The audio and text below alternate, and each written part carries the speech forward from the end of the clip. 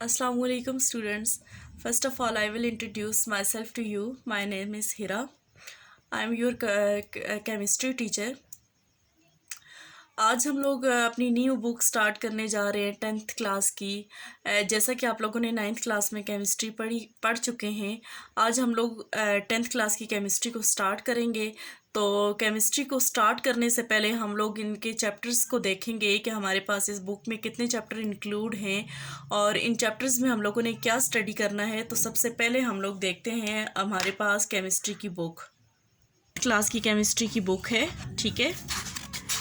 इस बुक में टोटल हमारे पास जो चैप्टर हैं वो हमारे पास 8 चैप्टर हैं। सबसे पहला चैप्टर है हमारे पास केमिकल इक्विलिब्रियम, दूसरा चैप्टर है एसिड बेसिस एंड साल्ट्स, तीसरा चैप्टर है हमारे पास ऑर्गेनिक केमिस्ट्री, चौथा चैप्टर है हाइड्रोकार्बन्स, पांचवा चैप्टर बायोकेमिस्ट्री, छठा चैप्टर इसमें हमारे पास इन्वायरमेंटल केमिस्ट्री 1 जिसमें हम लोग एटमॉस्फेयर को स्टडी करेंगे, सातवां चैप्टर है हमारे पास इन्वायरमेंटल केमिस्ट्री 2 जिसमें हम लोग वाटर को स्टडी करेंगे, और लास्ट वन जो है वो हमारे पास कौन सा है, केमिकल इंडस्ट्रीज।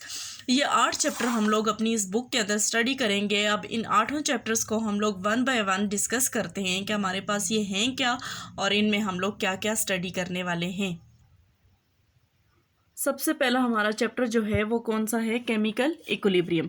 केमिकल हमारे पास केमियाई इक्विलिब्रियम हम लोग बोलते हैं बराबरी को, कि कब हमारे पास चीज़ें जो हैं वो आपस में बराबर होंगी, मतवाजन होंगी। इसका सबसे पहले हम लोगों ने इस चैप्टर के अंदर इंट्रोडक्शन करेंगे, केमिकल इक्विलिब्रियम है क्या। तो हमने कहा कि हमारे पास कोई भी केमिकल, कोई भी रिएक्शन जब हो रहा है तो वो कब एक दूसरे के बराबर होगा, ठीक है। उसके बाद हम लोग इसमें स्टडी करेंगे रिवर्सिबल रिएक्शंस को। तो रिवर्सिबल रिएक्शंस हमारे पास वो रिएक्शंस होते हैं कि जो हमारे पास रिएक्टेंट जो है वो प्रोडक्ट में कन्वर्ट हो जाए और वो प्रोडक्ट दोबारा से हमारे पास कन्वर्ट हो सके किसके अंदर, रिएक्टेंट के अंदर। फॉरवर्ड रिएक्शंस हमारे पास वो होते हैं जो रिएक्शंस हमारे पास रिएक्टेंट से प्रोडक्ट में कन्वर्ट हो सके। लॉ ऑफ मास एक्शंस को स्टडी करेंगे हम इस चैप्टर के अंदर। उसके बाद हम लोग इसी चैप्टर में स्टडी करेंगे एक्सप्रेशन फॉर इक्विलिब्रियम, के हमारे पास इक्विलिब्रियम के लिए क्या एक्सप्रेशंस हैं, कौन कौन सी कंडीशंस हैं, और इक्विलिब्रियम कांस्टेंट क्या है, इसकी यूनिट्स क्या है, और इंपॉर्टेंस ऑफ इक्विलिब्रियम कांस्टेंट क्या है। तो ये पहला चैप्टर था हमारे पास कौन सा, equilibrium constant, sorry chemical equilibrium. और ये केमिकल इक्विलिब्रियम के हमारे पास क्या हैं, इसके टॉपिक्स हैं जो कि हम लोग 1 बाय 1 यहाँ पे स्टडी। सेकंड चैप्टर हमारे पास जो है वो एसिड बेस एंड साल्ट्स आ जाएंगे, ठीक है। एसिड्स बेस एंड साल्ट्स क्या है हमारे पास, इस चैप्टर में हम लोग स्टडी करेंगे, ठीक है। सबसे पहले हम लोग इसमें देखेंगे इसका इंट्रोडक्शन क्या है कि हमारे पास एसिड क्या है। एसिड हमारे पास डिराइव हुए वर्ड्स एसिडियस से, जिसका मतलब है हमारे पास सोर, ठीक है। बेस जो है वो हमारे पास बिटर इन टेस्ट होता है, ठीक है। और हमारे पास साल्ट जो हैं वो हमारे पास बनते हैं neutralisation reaction of acid and base की वजह से, ठीक है। सबसे पहले हम लोग इसका इंट्रोडक्शन देखेंगे, एसिड बेस एंड साल्ट्स क्या हैं। उसके बाद हम लोग इसी चैप्टर के अंदर डिफरेंट कॉन्सेप्ट्स को स्टडी करेंगे कि हमारे पास एसिड तो हम लोगों ने बोला कि सोर इन टेस्ट होता है, बेसिस बिटर होती हैं हमारे पास, और साल्ट जो है वो न्यूट्रलाइजेशन रिएक्शन होता है, ठीक है, न्यूट्रल होते हैं। अब इसमें हमारे पास डिफरेंट तरह के कॉन्सेप्ट आए, फिर उनकी जो है वो हमारे पास लिमिटेशंस आई। कुछ जो है वो हमारे पास सबसे पहला कॉन्सेप्ट था अर्हीनियस कॉन्सेप्ट। इसमें हमारे पास अर्हीनियस कॉन्सेप्ट के अंदर बहुत सारी ऐसी चीज़ें आई जो कि अर्हीनियस ने यहाँ पे डिस्कस नहीं की। फिर उसके बाद उसकी लिमिटेशंस, वो उसकी लिमिटेशंस थी। उसके बाद हमारे पास ब्रॉन्स्टेड लॉवरी कॉन्सेप्ट आया, फिर इसकी हमारे पास कुछ ऐसी बातें थी जो इसने डिस्कस ना की। लिविस कॉन्सेप्ट आया। उसके बाद हम लोग इसमें स्टडी करेंगे कि हमारे पास टाइप्स ऑफ एसिड्स क्या हैं, कि कितनी तरह के एसिड्स हैं। ऑटो आयनाइजेशन ऑफ वाटर, हमारे पास self ionisation of water, water कैसे हमारे पास सेल्फ आयनाइजेशन करते हैं, टूटते हैं। The pH and pOH scale, हमारे पास एसिडिटी और बेसिसिटी को चेक करने के लिए पीएच स्केल यूज किया जाता है। Concentration of hydrogen ion and concentration of hydroxyl ion के लिए न्यूट्रलाइजेशन रिएक्शंस हम लोग स्टडी करेंगे। साल्ट्स को स्टडी करेंगे, सम यूजेज एंड और उसकी टाइप्स को इस चैप्टर के अंदर हम लोग स्टडी करेंगे। उसके बाद हमारे पास जो थर्ड वन चैप्टर है वो ऑर्गेनिक केमिस्ट्री से आ जाता है। ऑर्गेनिक केमिस्ट्री हमारे पास हमने 9th क्लास में जब ब्रांचेस में स्टडी किया तो हम लोग कहते हैं the branch of chemistry in which we study about the hydrocarbons and their derivatives. इसमें हम लोग हाइड्रोकार्बन्स, कार्बन और हाइड्रोजन और उसके डेरिवेटिव्स को स्टडी करते हैं, उसकी क्लासिफिकेशंस को देखेंगे, उसके इंट्रोडक्शन को देखेंगे, क्या डाइवर्सिटी है, उसका मैग्नीट्यूड क्या है, उसकी जनरल कैरेक्टरिस्टिक्स क्या है हमारे पास ऑर्गेनिक कंपाउंड, सोर्सेज क्या है, कहाँ से आते हैं ये ऑर्गेनिक कंपाउंड, इनके यूजेस केमिकल्स क्या हैं, कहाँ कहाँ यूज़ होते हैं, और उसके बाद हम लोग ऑर्गेनिक कंपाउंड्स में अल्केन्स और अल्काइल्स रेडिकल्स को स्टडी करेंगे कि अल्केन्स हमारे पास क्या हैं, अल्काइल रेडिकल कैसे बनते हैं, क्या इनके जनरल फार्मूलाज हैं, और इसके बाद हम लोग इसी चैप्टर के अंदर स्टडी करेंगे इसके फंक्शनल ग्रुप्स को। तो ऑर्गेनिक केमिस्ट्री जो है वो हमारे पास study of hydrocarbons and their derivatives आ जाता है, ठीक है। उसके बाद हमारा चैप्टर है हाइड्रोकार्बन्स, चैप्टर नंबर 4 है हाइड्रोकार्बन्स। हमने पहले कहा कि hydro means hydrogen and carbons means carbon, जिसमें हम लोग कार्बन और हाइड्रोजन को स्टडीज करेंगे, ठीक है। सबसे पहले इसका इंट्रोडक्शन देखेंगे कि क्या है हमारे पास हाइड्रोकार्बन्स कौन कौन से हैं। उसके बाद इसके अंदर जो यूज़ होने वाले हाइड्रोकार्बन्स हम लोग अल्केन को स्टडी करेंगे कि अल्केन्स क्या हैं, ठीक है। उसके बाद अल्केन्स का नोमेनक्लेचर स्टडी करेंगे, उसकी प्रिपरेशन स्टडी करेंगे, उसके रिएक्शंस को स्टडी करेंगे, कैसे हमारे पास अल्केन प्रिपेयर होते हैं और किन किन चीज़ों के साथ ये रिएक्ट कर सकता है, ठीक है। उसके बाद हम लोग यहाँ पे अल्कीन्स को स्टडी करेंगे। अल्केन्स वो होते हैं containing single bond between carbon carbon atom, ठीक है। Alkenes are those containing double bond between carbon carbon bonds, ठीक है। अब अल्कीन्स में हम लोग अल्कीन्स को स्टडी करेंगे, उसका नोमेनक्लेचर को स्टडी करेंगे, उसकी प्रिपरेशंस जहाँ पे भी इसकी रिएक्शंस को स्टडी करेंगे। और थर्ड वन जो हाइड्रोकार्बन्स में आ जाते हैं वो अल्काइन्स और contains at least one triple bond between carbon carbon atoms. हमारे पास कार्बन कार्बन एटम के दरमियान एटलीस्ट एक ट्रिपल बॉन्ड होना मस्ट है। इसका नोमेनक्लेचर देखेंगे कि कैसे इसको नाम देंगे, कैसे इसकी प्रिपरेशंस होंगी, कैसे इसके रिएक्शंस होंगे, ये हम लोग किसके अंदर स्टडी करेंगे, हाइड्रोकार्बन्स के अंदर। और hydro means hydrogen and carbon means carbons, ठीक है। नेक्स्ट वन जो हमारा चैप्टर है वो कौन सा है, बायोकेमिस्ट्री। बायोकेमिस्ट्री हम लोग अगर इसको डिस्कस करें, बायोकेमिस्ट्री होता क्या है, डिफाइन करें तो biochemistry is the study of organic compound. ये हमारे पास ऑर्गेनिक कंपाउंड की स्टडी है। And the reaction occurs in living organism, और वो रिएक्शंस जो कि हमारे पास लिविंग ऑर्गेनिज्म के अंदर हो रहे होते हैं वो क्या कहलाते हैं, बायोकेमिस्ट्री, ठीक है। अब बायोकेमिस्ट्री में हमारे पास सबसे पहले हम लोग बायोकेमिस्ट्री के अंदर इसका इंट्रोडक्शन देखेंगे। बायोकेमिस्ट्री हमने डिफाइन कर दिया इसको। उसके बाद जो है हमारे पास कार्बोहाइड्रेट्स आ जाते हैं। तो कार्बोहाइड्रेट्स जो है वो हमारे पास इंपॉर्टेंट क्लास है नेचुरली अकरिंग ऑर्गेनिक कंपाउंड्स की, ठीक है। और इसमें कौन कौन से हमारे पास आ जाते हैं, ग्लूकोज आ जाता है, फ्रक्टोज, सक्रोज, स्टार्च, सेलुलोज वगैरह आ जाते हैं। फिर हम लोग स्टडी करेंगे इसकी क्लासिफिकेशन को कि क्या क्या इसकी क्लासिफिकेशन, कार्बोहाइड्रेट्स की क्लासिफिकेशन कौन कौन सी है। फिर उसके बाद इसके सोर्सेज को हम लोग यहाँ पे स्टडी करेंगे।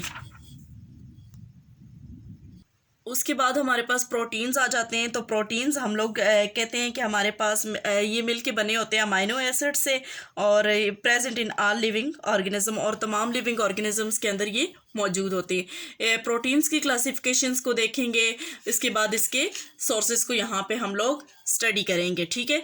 उसके बाद इसी तरह से हम लोग यहाँ पे फैटी एसिड्स को देखेंगे। लिपिड्स हमारे पास क्या होते हैं, लिपिड्स की हमारे पास कौन कौन सी क्लासिफिकेशन है, कौन कौन से उसके सोर्सेज हैं, ये सारा कुछ हम लोग इसके अंदर स्टडी करेंगे। लास्ट वन हमारे पास आ जाता है न्यूक्लिक एसिड। न्यूक्लिक एसिड कौन कौन क्या है, न्यूक्लिक एसिड की हम लोग यहाँ पे स्टडी करेंगे कि न्यूक्लिक एसिड क्या है, किसने डिस्कवर किया, उसके पास कौन कौन सी टाइप्स है न्यूक्लिक एसिड्स की। और यहाँ पे हम लोग डीऑक्सी न्यूक्लिक एसिड को स्टडी करेंगे, डीएनए को, ठीक है। डीएनए को स्टडी करेंगे। लास्ट में हमारे पास आ जाते हैं वाइटामिन्स। तो वाइटामिन्स को स्टडी करेंगे कि हमारे पास कौन कौन से वाइटामिन्स हैं और क्या क्या इनके फंक्शंस हैं, क्या क्या इनके हमारे पास जो हैं वो डिफरेंट तरह के फंक्शंस जो हैं ये वाइटामिन्स हमारे ह्यूमन बॉडी के अंदर परफॉर्म करते हैं। नेक्स्ट वन हमारे पास जो चैप्टर है वो इन्वायरमेंटल केमिस्ट्री 1 है। सबसे पहले हम लोग देखते हैं कि इन्वायरमेंटल केमिस्ट्री होता क्या है, इसको डिफाइन कर दें। तो हमारे पास environmental chemistry which deals with the study of environment and the changes occurring in environment, ठीक है। हमारे पास the branch of chemistry which deals with the study of environment, इसमें हम लोग क्या किसको स्टडी करेंगे, एनवायरनमेंट को, और जो चेंजेस अकर हो रही है एनवायरनमेंट के अंदर वो किसके अंदर स्टडी करते हैं हम लोग, एनवायरमेंटल केमिस्ट्री के अंदर स्टडी करते हैं। एनवायरमेंटल केमिस्ट्री में जो हमारा पार्ट 1 है वो है एटमॉस्फेयर। तो एटमॉस्फेयर जो है वो हमारे पास प्रोटेक्टिव ब्लैंकेट ऑफ एयर होता है या गैसेज होते हैं अराउंड द अर्थ, ठीक है, which helps to sustain life is called atmosphere. ये हमारे पास वो प्रोटेक्टिव ब्लैंकेट होता है एयर का या गैसेस का हमारी अर्थ के इर्द गिर्द, जो कि हमारे पास पॉसिबल करते हैं हमारी लाइफ को सस्टेन गुजारने के लिए, ठीक है। अब इसमें सबसे पहले हम लोग इसका इंट्रोडक्शन पढ़ेंगे। उसके बाद एटमॉस्फेयर क्या है, एटमॉस्फेयर हमने डिस्कस किया, कंपोजिशन ऑफ एटमॉस्फेयर क्या है, कैसे हमारे पास एटमॉस्फेयर हमारे पास बनती है। उसके बाद हम लोग इसके अंदर स्टडी करेंगे हमारे पास लेयर ऑफ एटमॉस्फेयर। तो 4 लेयर्स हैं एटमॉस्फेयर की, 1 बाय 1 हर एक को डिस्कस करेंगे यहाँ पे। उसके बाद हम लोग इसी चैप्टर के अंदर इन्वायरमेंट से रिलेटेड एटमॉस्फेयर, तो हमारे पास एयर पोल्यूटेंट कौन कौन से होते हैं, एसिड रेन क्या है, कैसे हमारे एटमॉस्फेयर में हमारे पास एसिड रेन जो है वो इफेक्ट करती है चीज़ों को, ओजोन डिप्लीशन क्या है हमारे पास, और ग्लोबल वार्मिंग क्या है, ये हमारे पास चैप्टर नंबर 6 में हम लोग स्टडी करेंगे, जो कि है इन्वायरमेंटल केमिस्ट्री पार्ट 1 एटमॉस्फेयर। उसके बाद हमारे पास चैप्टर नंबर 7 आ जाता है इन्वायरमेंटल केमिस्ट्री 2 वाटर। ठीक है, पिछले चैप्टर में हमने एटमॉस्फेयर को डिस्कस किया, हमने इन्वायरमेंटल केमिस्ट्री को डिफाइन कर दिया है कि हमारे पास वो ब्रांच केमिस्ट्री की जिसमें हम लोग स्टडी करते हैं इन्वायरमेंट को and the changes occurring in environment, और वो चेंजेस जो इन्वायरमेंट के अंदर अकर हो रही हैं। ठीक है, अब इसमें सबसे पहले इसका इंट्रोडक्शन देखेंगे वाटर, फिर उसके बाद हमारे पास वाटर की अकरेंस क्या है, वाटर जो है वो कैसे हमारे पास इंपॉर्टेंस, वाटर की इंपॉर्टेंस क्या है, कहाँ कहाँ पे हमारे पास तकरीबन वाटर जो है हर एक जगह पे यूज़ होता है, लेकिन हम लोग यहाँ पे डिस्कस करेंगे कंपोजिशन वाटर की क्या है, कैसे ये हमारे पास मिल के बनता है, इसकी केमिकल प्रॉपर्टीज़ क्या है, किस किस के साथ ये रिएक्ट करते हैं, क्या क्या ये बना सकते हैं, वाटर एज अ सॉल्वेंट, क्यों वाटर को हम लोग यूज़ करते हैं एज अ यूनिवर्सल सॉल्वेंट। इस चैप्टर के अंदर हम लोग स्टडी करेंगे सॉफ्ट एंड हार्ड वाटर्स क्या होते हैं, और methods for removing of hardness, और जो हार्ड वाटर है उसकी हार्डनेस को रिमूव करने के कौन कौन से मेथड्स हो सकते हैं, और लास्ट में हम लोग स्टडी करेंगे वाटर पोल्यूशन के हमारे पास वाटर पोल्यूशन क्या है। तो ये था हमारे पास chapter number 7 environmental chemistry 2 water. फिर हमारा लास्ट वन जो चैप्टर है वो केमिकल इंडस्ट्रीज़ है। केमिकल इंडस्ट्रीज़ के हमारे पास इंडस्ट्रीज़ के अंदर केमिकल्स को कैसे हम लोग यूज़ करते हैं उसके बारे में हम लोग यहाँ पे स्टडी करेंगे। सबसे पहले इसका इंट्रोडक्शन देखेंगे, उसके बाद बेसिक मेटलर्जिकल ऑपरेशन देखेंगे। मेटलर्जी हमारे पास होती क्या है कि ऐसा प्रोसीजर जो कि यूज़ किया जाए extracting metals from its ores, metal को एक्सट्रैक्ट करने के लिए, निकालने के लिए उसके ओर्स से मेटलर्जिकल ऑपरेशंस यूज़ करेंगे। फिर उसके बाद कंसंट्रेशन ऑफ और कि उस और की क्या कंसंट्रेशन है, एक्सट्रैक्शंस ऑफ मेटल, कैसे मेटल को एक्सट्रैक्ट करेंगे वहाँ से, प्योरिफिकेशन ऑफ मेटल, फिर जो मेटल हमने एक्सट्रैक्ट किए उनको कैसे प्योरीफाई करेंगे। उसके बाद हम लोग यहाँ पे सॉल्वे प्रोसेस को स्टडी करेंगे इस चैप्टर के अंदर। मैन्युफैक्चर ऑफ यूरिया के कैसे हमारे पास यूरिया मैन्युफैक्चर हुआ, कैसे बना, पेट्रोलियम इंडस्ट्री क्या है, उसकी इंपॉर्टेंस क्या है, फ्रिक्शनल डिस्टिलेशन ऑफ पेट्रोलियम को भी हम लोग चैप्टर नंबर 8 के अंदर स्टडी करेंगे, जो कि है केमिकल इंडस्ट्रीज़। ये तो थे हमारे 8 के 8 चैप्टर जिनको हम लोगों ने 1 बाय 1 डिस्कस किया। फर्स्ट वन चैप्टर का नाम था chemical equilibrium, second one chapter था हमारे पास acid basis and salts, third one chapter था organic chemistry, fourth one chapter था हाइड्रोकार्बन्स, 5 वन चैप्टर था हमारे पास biochemistry, 6 is environmental chemistry 1 atmosphere, 7 environmental chemistry 2 water, and last one is chemical industries.